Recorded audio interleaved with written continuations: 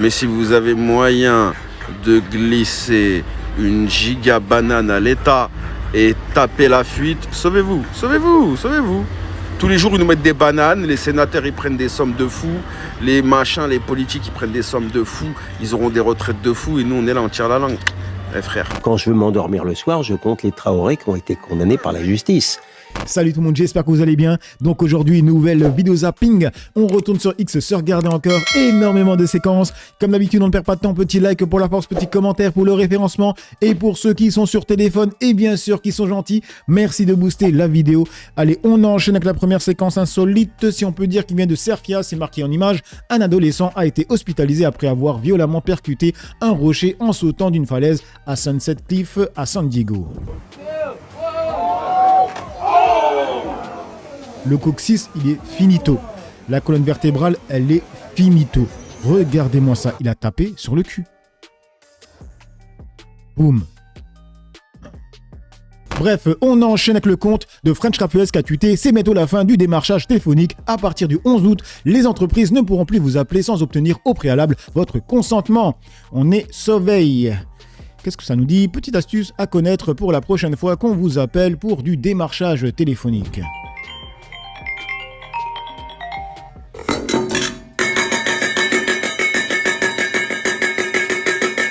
Sinon, si vous avez un enfant de 7-8 ans, donnez-lui le téléphone. Il va lui parler pendant 20 minutes. Vous inquiétez pas, le mec, il va quitter.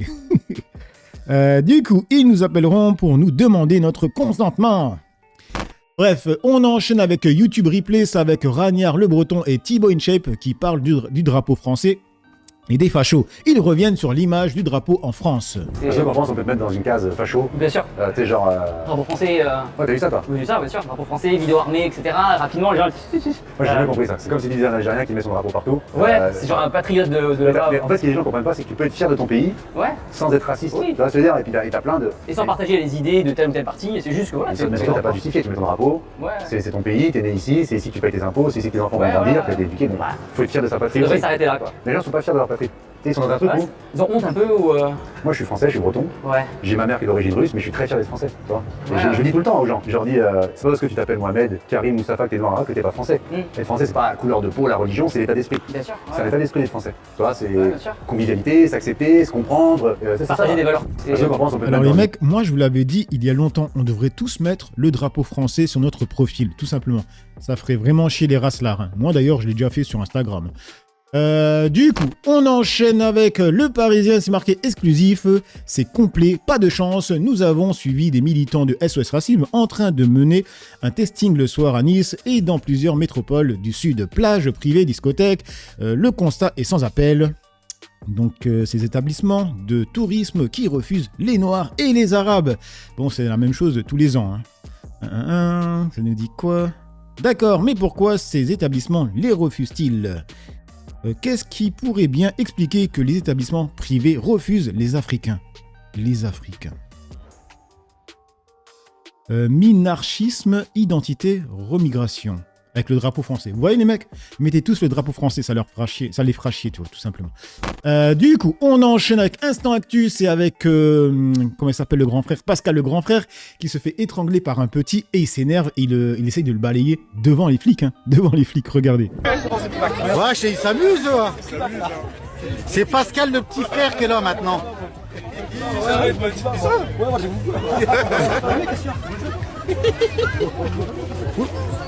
Wesh.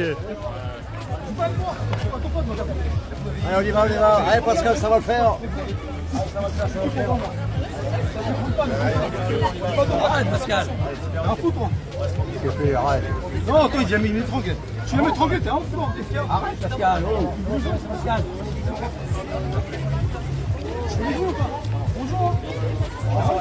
Mais lui, il est tendax en ce moment. La dernière fois, il voulait frapper Jordan Deluxe pendant une interview. Non, mais attendez. Te lève pas. Reste assis, je vais te défroquer. Mais vous allez frotter personne. Reste assis. Mais Pascal, sincèrement. On enchaîne avec Uber surtaxé, c'est marqué, vous recevez un virement d'1 million d'euros. Selon la personne qui vous l'envoie, l'État vous prend entre 220 et 600 000 euros.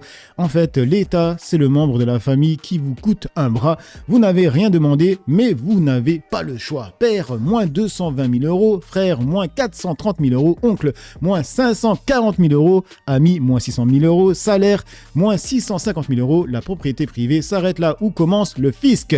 En gros, l'État, c'est un proxénète. Tout simplement, c'est un proxénète. On est sa PUTE. Vous recevez un virement d'1 million d'euros.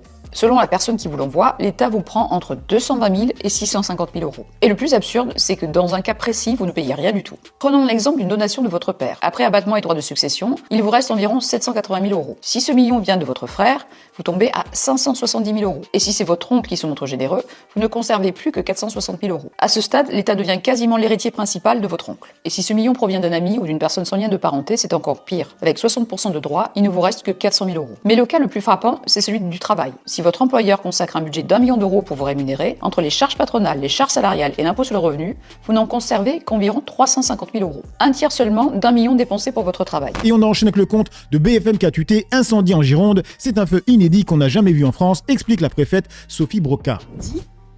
Est-ce qu'il a fallu faire des choix dans les moyens ou les envoyer, les enlever à un endroit, les mettre à un autre? Est-ce qu'il a fallu faire des sacrifices, se dire là on laisse des bulldozers, non on les envoie ailleurs? Alors, c'est un feu inédit qu'on n'a jamais vu en France, qui a sa propre logique et qui n'obéit pas à une logique connue. Il n'est pas comme un feu qui va d'un point A à un point B parce qu'il est poussé par le vent. C'est un feu qui crée son propre vent et qui fait des sauts de plusieurs kilomètres. Donc... Et du coup, il y a le compte Castor qui répond en disant « Alors, c'est un feu inédit qu'on n'a jamais vu en France, qui a sa propre logique et qui n'obéit pas à une logique connue. Il n'est pas comme un feu qui va d'un point A à un point B. Ils sont tellement à la ramasse que c'est de la faute du feu maintenant. » Et qu'est-ce qu'on lui dit ? C'est un méchant feu ou le vilain feu ? Un vrai sketch cette nana. Un feu populiste ou d'extrême droite, très certainement encore un coup des Russes. Et on continue avec le feu, avec Focus. C'est un Français qui dénonce le gouvernement qui a fait de l'islam sa priorité au détriment d'enjeux essentiels. Toute l'année, la France, islam, voile, burkini, islam, voile, burkini. Alors que nos pompiers demandaient plus d'aide financière, plus de moyens pour lutter contre le feu. Mais le gouvernement, leur souci numéro 1, c'était de faire des lois contre les musulmans, contre l'islam. Et bien sûr, donner du pognon à l'Ukraine. Aujourd'hui, la France brûle. La France, elle brûle. En France, il y a plus d'une dizaine de Canadair, mais il n'y a que 5 qui sont en fonction. Il y a même un pilote de Canadair qui a poussé une gueulante en disant que, avec l'argent qu'on a dépensé pour dépolluer la Seine, on aurait pu acheter 15 Canadair. Mais la priorité de ce putain de gouvernement, c'est de taper sur les musulmans toute l'année. Maintenant, allez éteindre votre feu avec vos lois sur l'islam. Allez l'éteindre votre feu. Bande de cons, cons que vous êtes. Vous demandez de l'aide à Zelensky, il va vous aider lui. Il va vous aider. Hein, il a pris tout le pognon de la France, c'est passé à l'Ukraine. Allez lui demander de l'aide.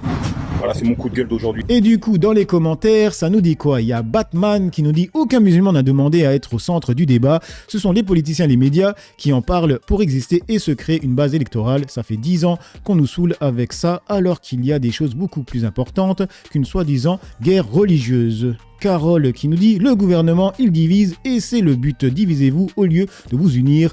Eux gèrent. »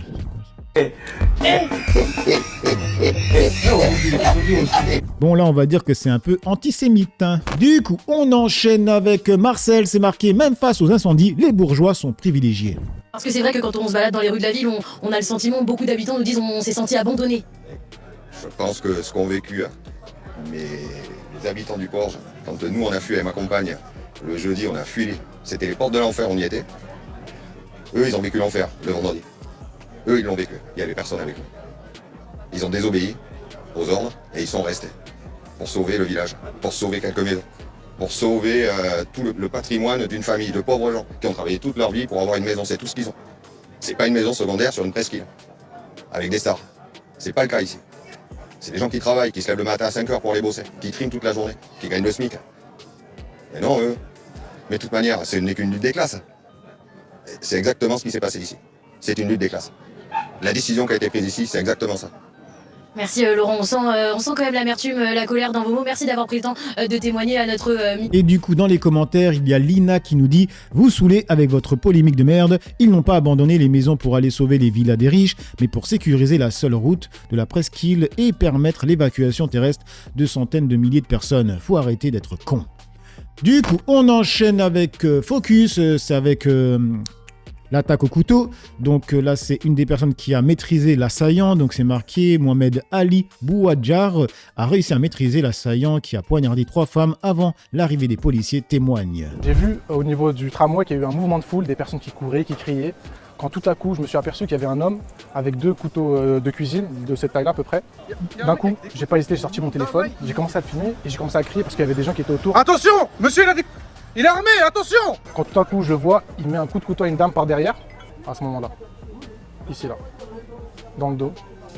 Du coup, là, je me suis un peu énervé, faut dire la vérité, parce que je comprends pas pourquoi il fait ça. Du coup, j'ai commencé à crier, venez, on l'attrape. On était plusieurs personnes, il y a une personne qui lui a jeté sa valise dessus, il a lâché les couteaux, et moi je l'ai attrapé, je lui ai mis une balayette, et après on l'a tous maîtrisé au sol. Là j'ai mon pied dessus, il y a un monsieur qui lui a mis une chaise dessus, là on peut voir les 2 armes au sol, et après il y a l'arrivée de la police qui est venue et qui l'ont interpellé.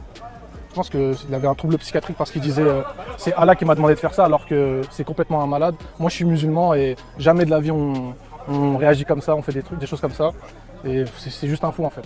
Ok, et du coup dans les commentaires, il vient de casser tout le budget du Mossad en une vidéo. La saison des false flags, les amis, on va voir des trucs bizarres comme ça jusqu'en 2027, soyez-en certaines. Imaginez Damien Rieu à la place du jeune rebeu mort de rire, il aurait filmé et se serait barré pour poster sur X. Du coup, on va sur l'article du Parisien, c'est avec la chanteuse Zazie, donc c'est marqué des propos que je n'ai jamais tenus, victime d'une usurpation d'identité. Zazie annonce porter plainte. Alors, devinez contre qui elle porte plainte? C'est contre Messia. C'est Messia qui l'a diffamé. Messia qui l'a diffamé alors qu'elle est dans la même équipe que lui, hein, grosso merdo, c'est ce que je comprends. Donc c'est marqué justice, la chanteuse Zazie annonce porter plainte contre le polémiste d'extrême droite Jean Messia pour usurpation d'identité. En cause, une publication de Messia samedi 25 juillet associant une photo de la chanteuse avec une citation qu'elle dément avoir prononcée, appelant à faire barrage à l'extrême droite et affirmant que l'islamiste n'existe pas. Le polémiste a depuis supprimé le post. Ben voyons. Alors, dans les commentaires, elle est bien cette fille, sacré Jean, toujours dans les bons coups, mais que diable allait-il faire de cette galère? Bravo Zazie, il faut stopper ce dégénéré dans sa folie. Du coup, on enchaîne avec Destination Télé, c'est avec Golnadel qui s'attaque donc aux Traoré en disant ça. Les Traoré, c'est un gang, hein, au sens juridique du terme. Quand je veux m'endormir le soir, je compte les Traoré qui ont été condamnés par la justice. Alors, dans les commentaires, ça nous dit quoi? Louis Son qui nous dit « Quand les gens disent la vérité et défendent leurs droits, ils sont traités de gang ». Soch qui nous dit « Moi, je compte les juifs français qui ont été condamnés par la justice. Du coup, je m'endors très tard, voire jamais. » Frédéric qui dit « Et il ira voter pour une personne condamnée. » Du coup, on enchaîne avec le compte de Sir Afoueras avec Pascal Pro qui dit « Je veux savoir combien d'émissions C'est à vous est facturé aux Français. Je veux savoir combien Monsieur Patrick Cohen touche de Media One. C'est notre argent, 4 milliards. J'ai le droit ou pas? Argent public, les amis. » Je veux savoir combien l'émission C'est à vous le soir est facturée. J'ai le droit ou pas? Je veux savoir combien Monsieur Cohen touche de Media One, puisque c'est un contrat Media One France Télévisions. Je veux savoir sa prestation. C'est notre argent. 4 milliards. J'ai le droit ou pas? Non mais je pose la question. Est-ce que j'ai le droit de savoir? Oui, en tant que oh non, est-ce que j'ai le droit de savoir? Parce que Monsieur Cohen a dit c'est de l'argent privé. Pas du tout de l'argent privé. Media One est une société privée, c'est entendu, mais elle signe avec le service public. Donc je veux savoir combien cette émission est facturée. Et je pense qu'elle est facturée assez cher. Et qu'en fait, on se beurre les tartines. Bah oui, faut dire les choses. Donc je veux savoir combien les gens autour sont payés. Normal. Et si j'étais Monsieur Allon, je dis, tant que je n'ai pas la réponse, je veux savoir combien vous êtes payés. Argent public, les amis. Alors là, évidemment, tu es au cœur du système. Et le système, il tremble. C'est le cœur du réacteur, l'audiovisuel public. Alors, dans les commentaires, ça nous dit quoi? Budget, contrat, rapport, etc. sous réserve des exceptions prévues par la loi, défense nationale, vie privée, secret des affaires. Dans certains cas, si l'administration refuse, il est possible de contester ce refus. Alors, idem pour C'est dans l'air, le salaire de Caroline Roux est clairement très élevé, fringues différentes chaque jour. Fringues différentes chaque jour? Pour lui, c'est une dinguerie. Faut se détendre, hein, sérieusement. Et on termine avec le compte de Eddie Derange qui a tuté Flash Info, un journaliste ciblé en France, juste parce que je fais des reportages sur la Palestine. Le ministre travaille pour la France ou pour Israël. Le journaliste indépendant Shahin Azami dénonce une persécution d'État visant sa famille et lui-même, gèle des avoirs, perquisitions violentes, saisie de matériel et surveillance permanente. Juste parce que je fais des reportages sur la Palestine, ils font ça. Et le ministère, il travaille pour qui? Il travaille pour la France ou pour Israël? Je comprends pas.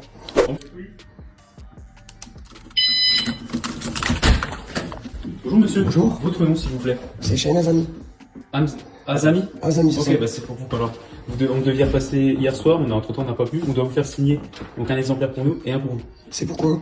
Une notification d'engagement d'une procédure de renouvellement d'une mesure de gel des avoirs. Désolé, je ne souhaite pas signer. Vous voulez pas signer? Non, je ne souhaite pas signer. Est-ce que vous pouvez marquer que vous refusez de signer? Non, je veux remarquer parce que ça c'est une mesure qui a été prise par le ministère de l'Intérieur. C'est pas une mesure de justice, c'est une mesure arbitraire, donc je refuse de signer tout simplement. Bon, est-ce que vous avez une pièce d'identité pour qu'on fasse du coup notre gestion d'événements? Bien sûr. Vous voulez, ouais, sur la feuille, vous pouvez marquer je refuse de signer. Je vous dis la vérité, je ne souhaite pas du tout me toucher à la feuille, je ne veux même pas la récupérer. Je ne veux même pas marquer, je veux pas marquer. Parce que ça fait 1 an que ça handicape ma famille, j'ai des enfants, c'est très compliqué pour nous de vivre avec ça.